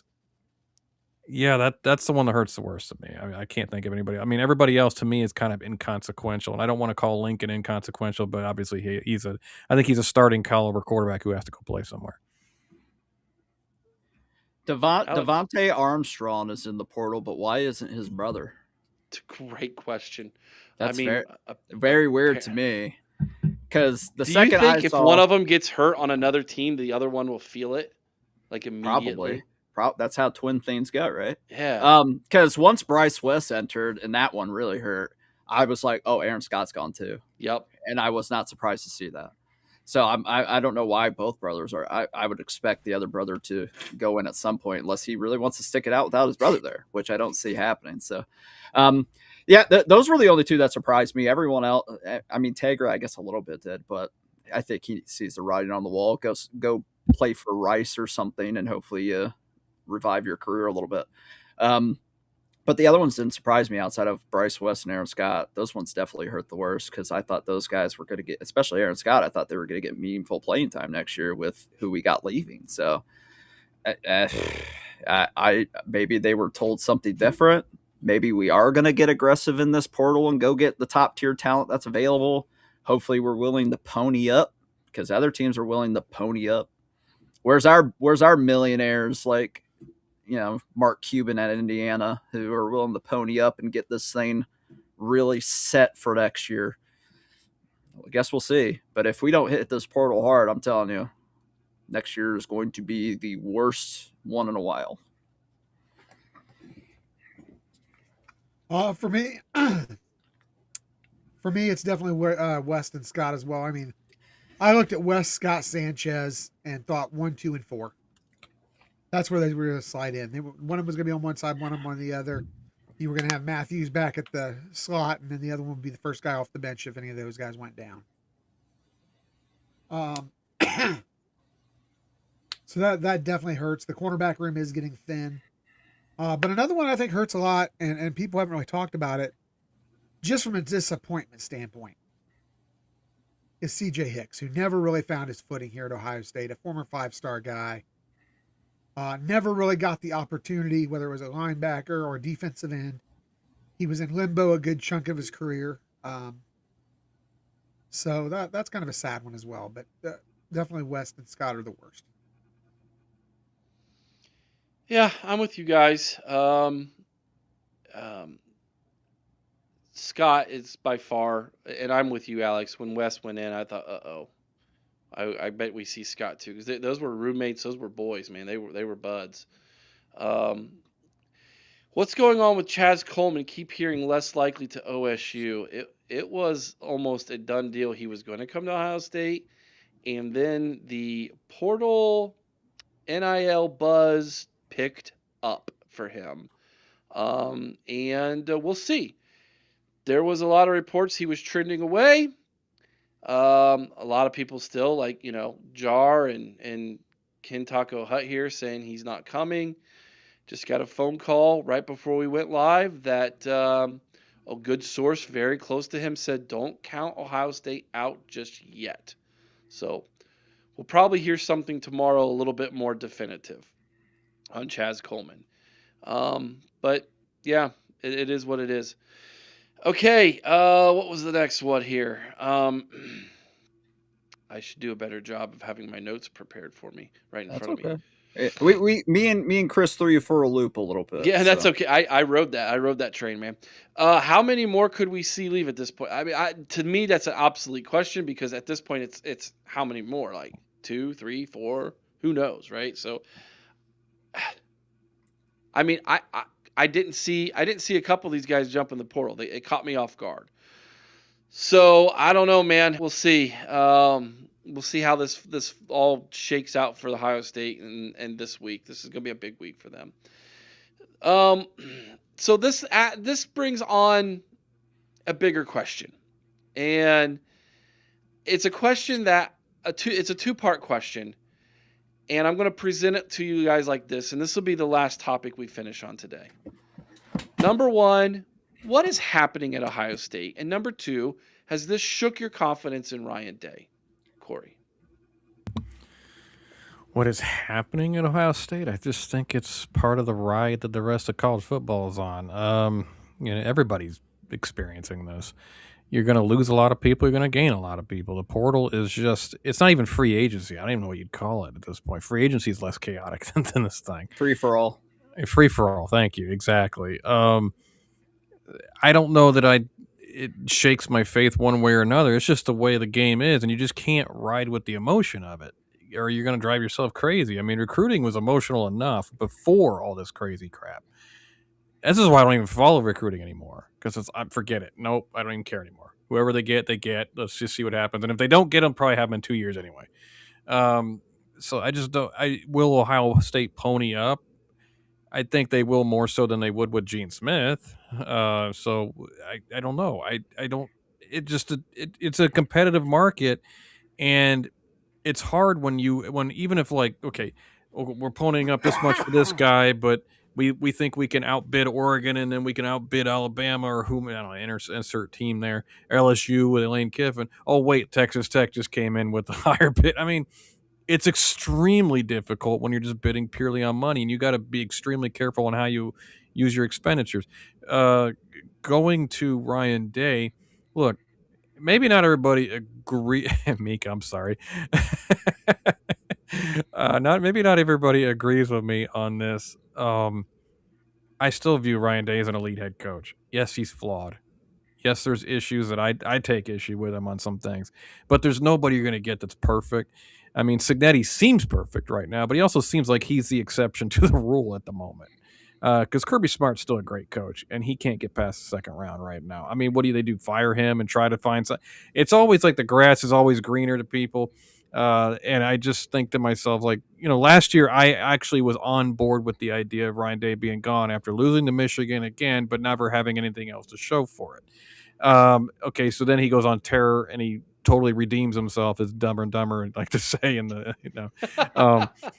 so he goes and redeems himself in the playoff. It took an elite coach to do that, and he wins 11, 12 games every year. He keeps the program at a very competitive level. Maybe he needs to fix some things to get over the hump a little bit more often, but at the same time, I think there was a stretch where he won like 7 top 10 games in a row or something. I just don't feel like I mean, if you're saying my faith is shaken up into the guy, I don't know what you do to replace that. Who's out there to replace it? I don't think there's really anybody. So I think what's happening right now is what we do is we look at another program that's doing better than us right now, like in Indiana, and we compare ourselves to Utopia constantly. And I don't know will Indiana keep up what they're doing? Who knows? So I don't know. It's just it stinks. It's a stupid. I almost cursed on your show. I'm sorry. It's a terrible feeling right now. But Ryan Day's won 82 games in 7 years. He is a great head coach, an elite head coach, in my opinion. My faith is not shaken because I don't think there's too many people you can get that are better. So. Well, here's the thing. With Ryan Day, I won't be fooled again. Yeah, I wouldn't call him elite. I would call him great. And I can't call him elite because while he did learn from some mistakes, and I gave him credit for learning from some of those throughout the season, there's still some other key ones that he just has not learned from. And I don't have any inkling that he will. And like I brought up earlier, it took a players only meeting of them calling out his manhood to go on that tear. Imagine if that didn't happen, where we could be at right now. If he can finally put an emphasis on special teams and getting that to be where it needs to be, because from kicking to punting to punt returns to kick returns, it's just not been good in way too long, and it needs to be a weapon for this team. And if he can't get these trenches right, where, yeah, the lack of recruiting, the offensive line has come to rear its ugly head. And like I said earlier, in the graphics up right now, this is how you have to build your teams now. Would you rather pay top dollar for a high school recruit or a proven entity in college football already? The answer is pretty simple. You'd rather pay for the proven entity. And from things like Julian Sand, where, yeah, he's our own guy. If next year, let's say he makes a lot of the same mistakes, do you, as Ryan Day, just go, well, I should just start getting portal QBs from now on, because that seems to be the formula that works. That might be something we have to look into if Julian Sand doesn't take the next step, which I believe he will. But when you got top guys in the portal who right off rip, you're hearing that they have interest in Ohio State and they have the stats and the film to back up they belong at Ohio State, you do everything in your power to go get them. Like this linebacker from Pitt, like Chaz Coleman, except the list goes on. You go get those guys. Because at the end of the day, this is the new college football, folks. The portal is going to give you opportunities to go grab some of the best players out there from other teams that you didn't even have to do any of the work on. They developed them for you, and they just plug right in. Indiana's doing it. They're already on a tear. Their season's not even over, and they got 2 or 3 guys already. Ohio State's got to pony up, or else Indiana's going to pass them by. And if I would have told you that 2-3 years ago, you'd have been like, you would have called a mental institution for me because you wouldn't have believed what I was saying at that time. So I'm not necessarily worried about things per se, but if we get to about May or something and we just completely whiffed in the portal or didn't even try, I'm going to really worry then because we're losing a lot. We need to replace it with guys, not just recruits, guys from the portal. Because that schedule next year, I said 2026 is going to be the next best opportunity we have for Natty. But with that schedule, if we don't fill in some gaps here, especially on the line of scrimmage, boy, that could be a bad one. So we'll see. We'll see if Mark Pantoni and the gang is ready to pay up. Indeed, we will. My thoughts on this is interesting. As I begin, I do a lot of reflecting after a season ends, and try to put things into perspective. I know Chris doesn't like it, which is probably why his internet went out and he left us. He doesn't want to hear this, and he's right. My thoughts and feelings on this season are based on the expectations that I had on this team. I said 10-2, beat Michigan, make the CFP. We did that, except we went 12-0. I think it might have been one of you two mentioned it earlier. I don't remember which one who said that going 12-0 kind of reset the expectations that were on this team, which is true, very much true. And I'm like you, Alex. I thought this team was a year away, just based off of where the talent was lying as far as how many years of eligibility were remaining for everybody.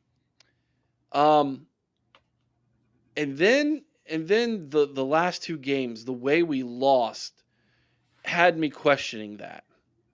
And the way that this portal has shook out has me questioning some of the things that we thought were definitive about this team, this program, this coaching staff, etc. And that's okay. We're allowed as fans to question those things. Fan is short for fanatic. And if you want to question the coaching staff, you want to question the direction of a program that you cheer for and root for, that's your right to do that. There's no exact proper way to fan, okay? There is one wrong way to fan, and that is to threaten personal harm to people. That you never, ever should cross that line. And I stand by that.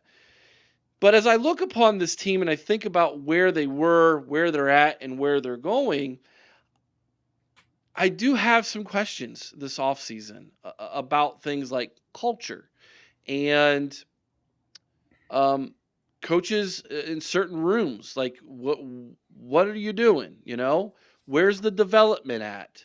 Why did you let so many of these players who you recruited slip through your fingertips and go back and jump into the portal?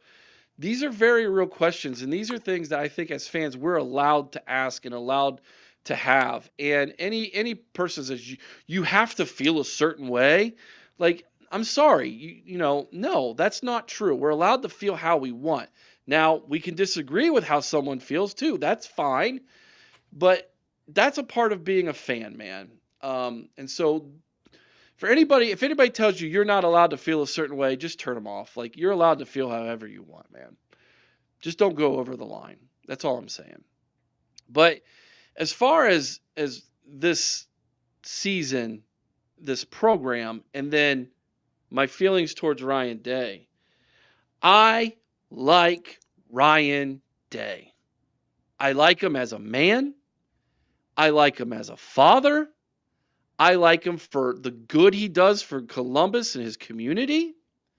I like him for the relationship he builds with his players. I like Ryan Day. And I really, really, really want him to succeed. I really do.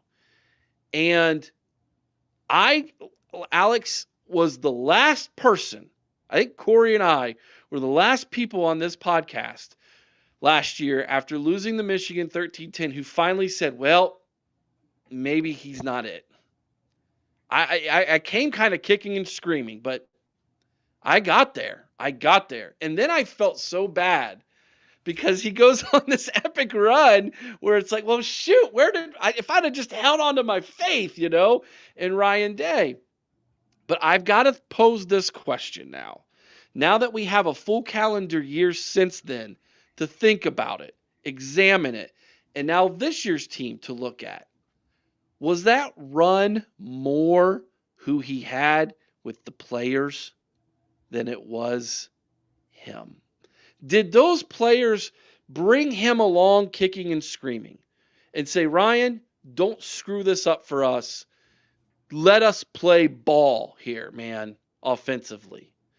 Let the dogs out here, man. Let us loose. Let the horses run, man. Is that what happened? I don't know. I'm just throwing the question out there because sometimes I think, in all honesty, Ryan Day is conflicted in himself sometimes. A lot. And he's still a young head coach. Yeah. When you look at head coach age, he's still a pretty young head coach. I don't know. Just some of my thoughts. Corey, clean this mess up that I just made.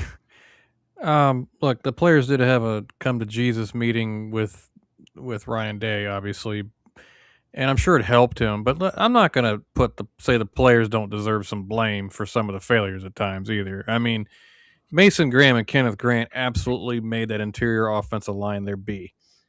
I mean, that's not on Ryan Day. That you gotta, at some point, it shouldn't take Ryan Day holding your hand for you to man up and do your job, So the players, I mean, let's go back to the pick six play, right? 3-pronged problem. Bad snap from Hinsman. It went to the bottom left of Julian. Some kind of amazing he even caught it. Then he had to reset before he threw the ball. Jeremiah Smith just olaying the guy. Probably a play that our guys have practiced a million times. And then Julian saying not seeing the guy break it on the ball and just tossing it out there robotically. At some point, that's not Ryan Day. That's just players being stupid and doing stupid things. Or against Michigan, it's not Ryan Day's fault. Julian Sand throws a pick into the cover 2 because he didn't recognize it. Now he corrected it and played better.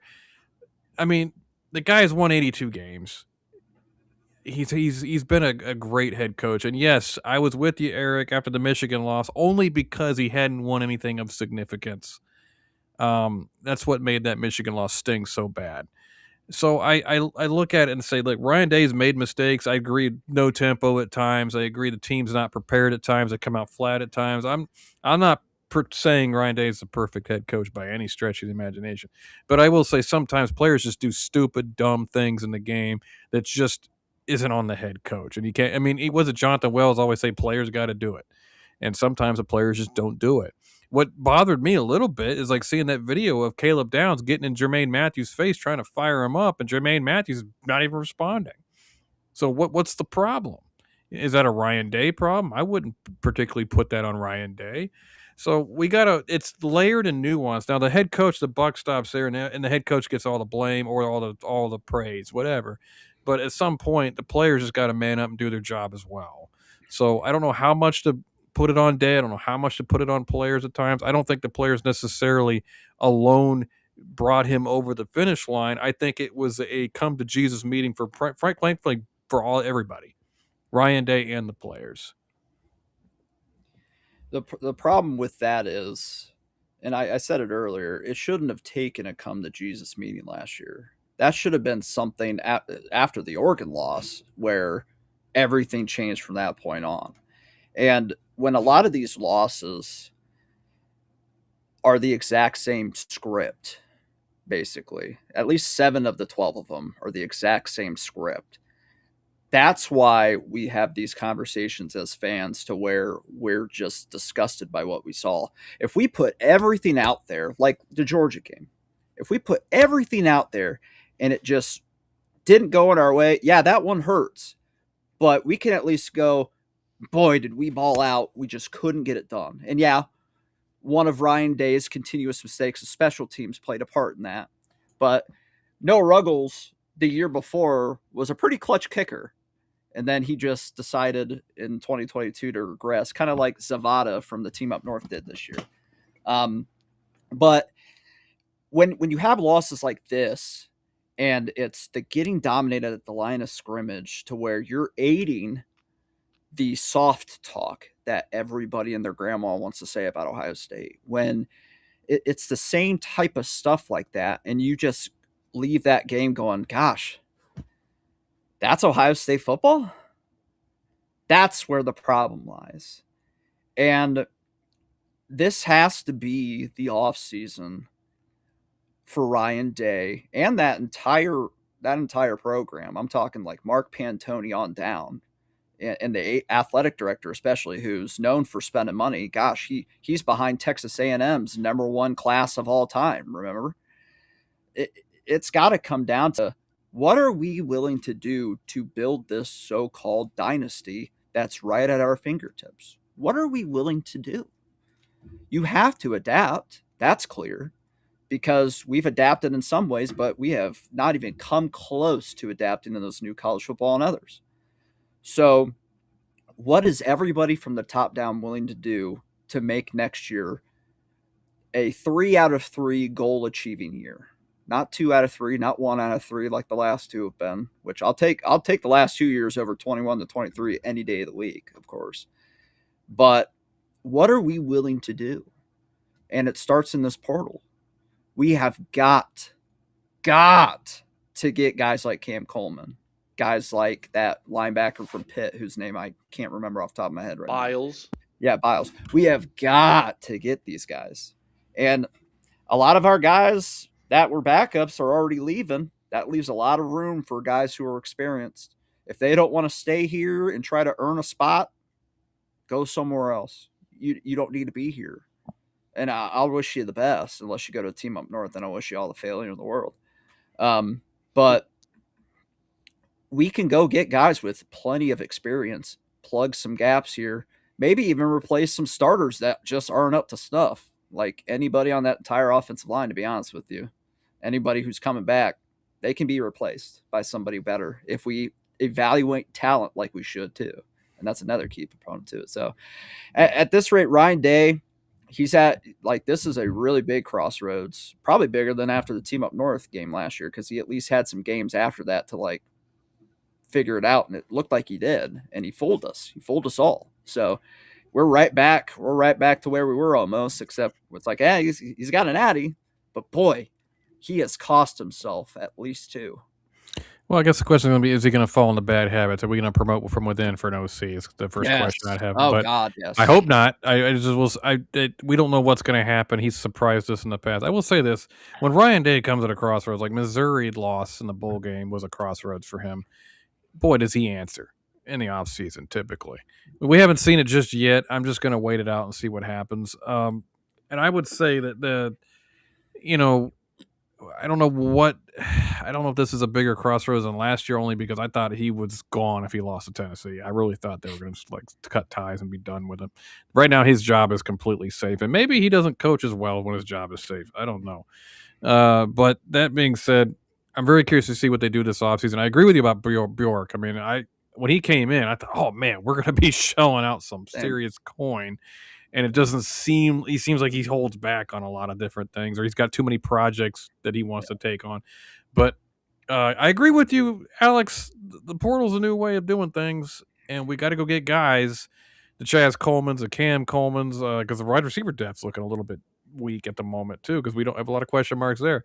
Go get Biles, the linebacker, because obviously both Styles and Reese are gone, and Peyton Pierce is a nice player. I think Pettijohn will be good, but you just can't worry about hurt feelings or development anymore. You got to say, well, I just got to get the best players I can to compete at this point. So I agree with you on that premise.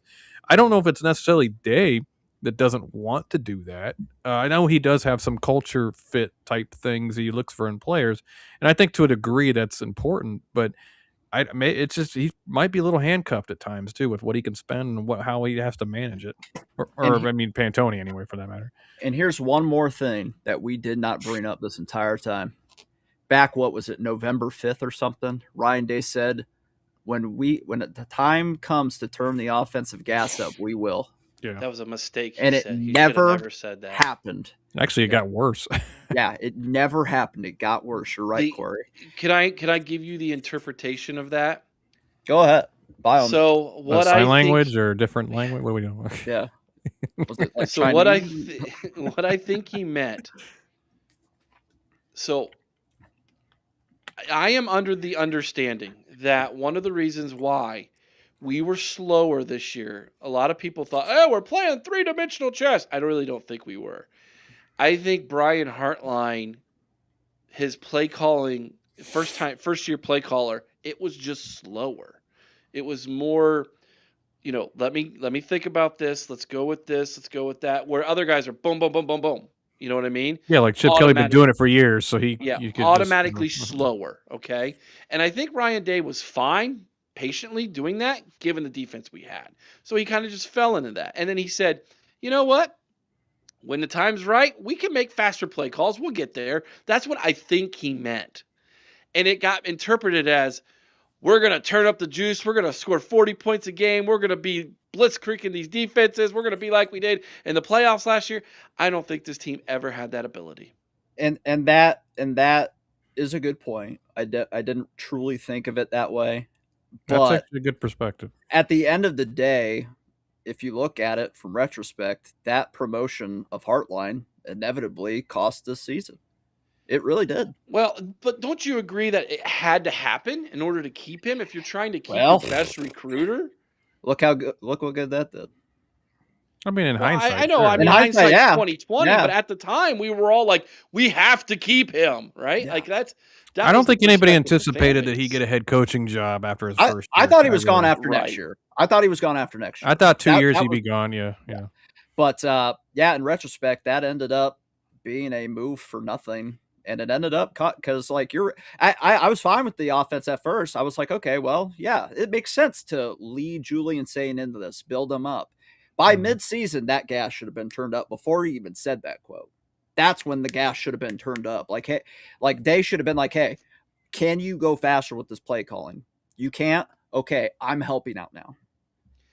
All right, let's finish with this because you guys know I love doing this kind of stuff. Jason says, I think that's going to be the biggest surprise this week is how many players that could have went to the NFL come back with this NIL money. They don't make a lot more to go to the NFL. If that is why we are holding on to some of this NIL that you're hearing about, all right. Crisis averted. Let's go, baby. Let's go run this thing back. Well, are we? Let's say that who is a junior that's eligible that we think should go or will probably go. Let's start with defense first. Caleb Downs, Arvell Reese, K-Mac. Sonny's a senior. I'm talking junior. Oh, he's a senior. I don't know why I thought he was a junior. Okay. Yeah, Sonny graduated. Gone, unfortunately. K-Mac. Okay, K-Mac. K-Mac. McLean, right? Possibly.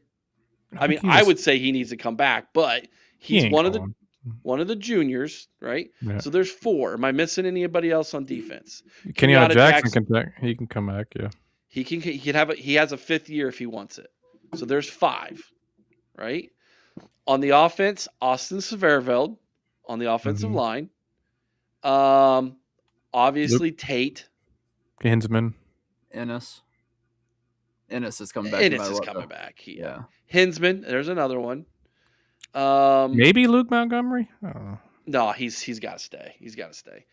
I thought that about Luke Whippler too, and the guy took off. So yeah, I think he got hurt today. Actually, That was one of the most surprising, dumbest ones I've ever seen in Ohio State I history. thought for sure he was coming back. Yeah. Yeah, that was very dumb on his part. So Mhm. I mean, okay. I think the obvious ones that are like, dude, I would be shocked if he comes back. Downs number 1, Yeah. Carnell Tate number 2, Arvell Reese number 3, K-Mac 3. Put both of those in there. But Vader just dropped one. Ooh. So if that happens, then I think all the Buckeye Nation will be like, we're running it back. It's gonna be natty 2026. I hope baby. we're not running this back. I hope we. But you know what I mean. Yeah. I mean, look, I'm not going to get my hopes up about any of that. Yeah, what does go into our favor with where things currently are right now is you can make more money in college football than you can on your 1 year, on your contract for the NFL. Also, I mean, I think let's place an emphasis here on senior leadership. You get somehow it doesn't come back. I'm not even going to pretend that one's happening. I don't care how much money you have to pay him $5 million minimum, and still his rookie contract's still going to be huge. Because he's going to be a top 10 pick, and he should be. But say you get Reese back, say you get K-Mac back, and Austin and Carson Hinsman, and that's some solid senior leadership you're bringing back there. And we needed that. We kind of lacked it this past year. And then Julian Sands a year older. And by the way, I just want to point out people who think we should go be portal shopping for a QB to replace Sand. What is wrong with you? Maybe do it after Sand leaves if you want to just be if St. Clair's not there. Yeah, exactly. It's Corey, that stems from just envious of watching everybody else picking quarterbacks. Well, all 4 quarterbacks that are left are all transfer portal quarterbacks. So that's where everybody's. And we just won one with one. And we just won one with Will Howard. So yes. I get it, but Julian Sand was also a transfer portal quarterback, and on top of that, he was a Heisman finalist. Most accurate quarterback in college football history in a season. Let's calm down just a minute. Let him get another year under his belt. I mean, maybe St. Clair won't be ready, and then you go get a stopgap. But at the same time, because I've been saying it since we got St. Clair, love his physical ability, but he had a long way to go. But then you bring on that senior leadership that we desperately needed this past year. We didn't really have, and maybe the results different. Add a couple of big time players like a Chaz Coleman or a Biles or a Cam Coleman, whatever, to help out with the firepower. But then you base your model on that, like. Jack Sawyer, one of the greatest captains we've ever had. Can we all agree there? So sure, you lean on those homegrown captains, and then you bring in outside talent to assist them, and you create the Avengers, so to speak. But if we're saving some money to keep senior leadership, I'm okay with, especially Ohio-born senior like Arvell Reese, and that's something I was told a year ago, was that they value player retention more so than transfer portal. That played out to be true in 2020. Oh, and Sean just dropped a nice one. Yeah, I mean, he might as well, honestly, if he can. But that's also more senior leadership. So, I mean, at the end of the day, it's like we've said, it's, we got to be more about getting portal players at this point, because that's how you're gonna get guys who are experienced enough to be in key positions here. We don't have an offensive line room that we've recruited well enough to be the standard here. Clearly, I would be totally okay with replacing every single offensive lineman with somebody from the portal if we can talent eval well enough, which clearly that needs work too, because we whiffed horribly. The portal before that, it was real easy on us. We got Quishon, we got Caleb Downs. They fell right into our lap. We were like, cool. We didn't really have to talent eval there. I truly believe health-wise and depth-wise, if you replace Phillip Daniels with Ian Moore, you have your bookends if Austin comes back. I think you have really, really good bookends if that's what happens. Ian Moore, I think, has got a bright future. I think the interior line is a little bit of a question with the right guard, but Padilla, Hinsman, and Luke Montgomery are a solid interior line. I don't think you have to replace everybody, but we did whiff badly, especially on Onyenwa, whatever his name is. Ethan Onyenwa, yeah. Onyenwa, whatever. I don't know how he didn't pan out, because when I saw that video of him sniffing the smelling salts and he was like, went into Hawk mode, I was like, Wait, I thought there's our left tackle. Yeah, he's yeah, he was. Something that was, and I remember when they broke off Chris and I were at the third live practice in fall camp, and when they broke off for 11 on 11s and they had pads on that day, he got manhandled by Kenyatta Jackson and Caden Curry. Like, he looked awful. And I was just like, this ain't good. And that was when they had him at left tackle. And then sure enough, Austin Severville moved from right to left. And it was like, okay, yeah, that wasn't pretty. Man, what a crazy show, dude. 2 hours. I need to go to bed, man. Yeah, me too. And Chris already went to bed, so yeah. I think Chris's internet went to bed. So the second day in a row, I think his internet. I think Chris was so disgusted by Alex's takes, he said, "I can't do it anymore." Well, guys, I hope we got it all off our chest because we're not going back there. Exercise the demons. Let's face it, the next loss we have, if it's the same script, we'll bring this game up again. Oh, I'm sure. Yeah, so I'm sure. It just can't be the same script. We got to flip the script. Thank you so much, everybody, for hanging out with us tonight. Make sure you smash that like button if you haven't already. Please subscribe to the channel. We were on 6,666, and it said 666 because it's 6.66 on YouTube. And I was like, oh, my gosh, we have to get off of that. And thankfully, 3 people quickly jumped on that, and we were like, whoo, we weren't there for a long time. Praise Jesus. So thank you so everybody for hanging out with us tonight, for supporting the show. We will be back tomorrow with a video call-in show tomorrow night, 8 o'clock Eastern. We love you all. Have a good night. Be good to one another. Make sure you IO someone's OH. Guys, we know what to do here. Let's do it loud and proud. OH! IO! Go Bucks! Go Bucks!